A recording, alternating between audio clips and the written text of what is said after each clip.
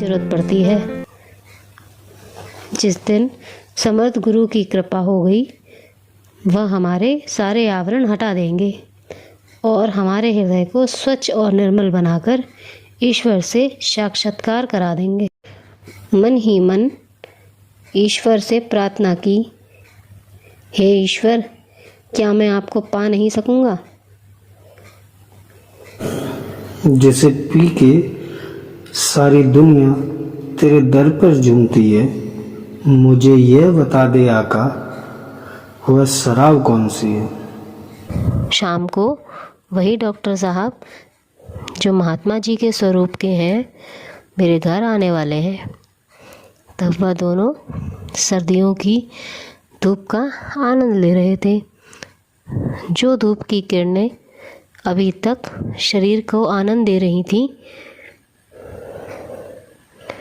Doctor साहब के आने की खबर सुनते ही अचानक पूरे अंतकरण को चमका दिया।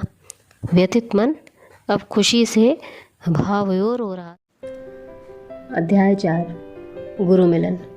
पूज्य पंडित रेवतीराम जी ने जब अपने परम पूज्य को अपने गुरु महाराज जी के उनके घर आने का समाचार दिया, तो परम पूज्य पंडित जी महाराज शाम होने का इंतज़ार करने लगे। शाम को रेवतीराम जी परम पूज्य को बुलाने आए। चलो भाई, डॉक्टर साहब आ गए।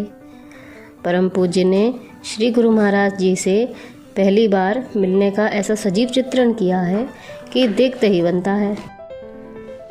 परम पूज्य लिखते हैं, उनकी ऊंचे ललाट और प्रकाश युक्त चेहरे को देखकर मेरे हृदय में प्रेम उमड़ आया। उनके नील कमल समान सुंदर सजल नेत्र तथा छोटी छोटी सुंदर दाढ़ी मुझे श्री ब्रह्मा जी के मुख बिंदु की स्मृति दिलाती थी। मैंने जब चरण स्पर्श किया तो उसी क्षण मेरा सारा दुख दूर हो गया।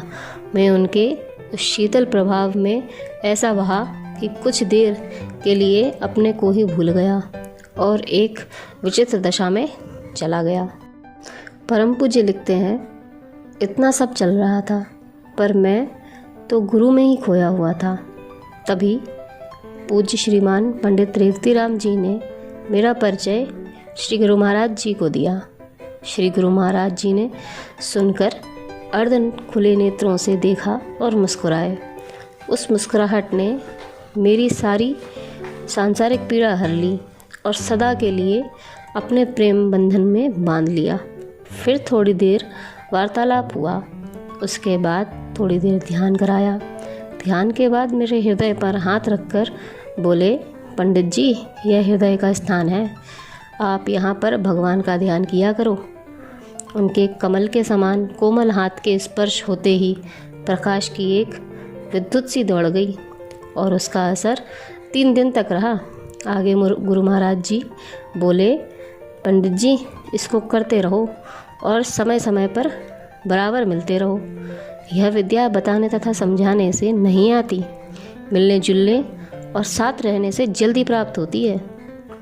शास्त्रों में तो इसका संकेत ही मात्र मिलता है। यह विद्या तो पंडित जी सिर्फ समर्थ गुरु से ही प्राप्त हो सकती है। उनके इन शब्दों को सुनकर मैं तो उनके हाथ बिक गया। फिर मैंने यह सोचा ही नहीं इसका अंतिम परिणाम क्या होगा। परम पूज्य आगे लिखते हैं, मेरी दुनिया ही बदल गई। विचार ऐसे बदल गए, मैं सोचने लगा मेरा ख्याल ही मुझे धोखा दे रहा था। गुरु का दर्शन ही तो ईश्वर दर्शन है। अब मैं जान पाया हूँ कितने दयालु थे वे संत जिन्होंने मेरे हृदय को स्पर्श करके जीवन भर की तृष्णा एक पल में मिटा दी। सच ही तो सुना था, संत पुरुष अकारण ही तो दयालु होते हैं, दुखियों को खोजते रहते हैं, फिर एक नज़र में जन्मों के दुख मिटा देते हैं। वही तो मेरे साथ किया उन पुण्यात्मा ने।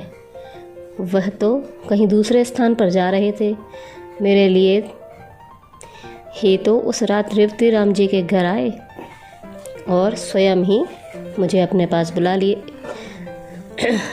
लिया और फिर भवसागर के दूसरे किनारे पर लाकर खड़ा कर दिया। इससे पता चलता है कि हम लाख कोशिश कर लें कुछ नहीं होने वाला। जिस दिन हमारे सारे पुण्य इकट्ठे हो जाएंगे उस दिन ईश्वर स्वयं किसी संत के रूप में आकर दुनिया के जंजाल से एक झटके में बाहर निकाल देंगे। शर्त सिर्फ इतनी है, हमें ईश्वर की भक्ति में कमी नहीं करनी चाहिए, तभी ईश्वर रूपी गुरु की प्राप्ति होगी, अन्यथा जीवन ऐसे ही चला जाएगा।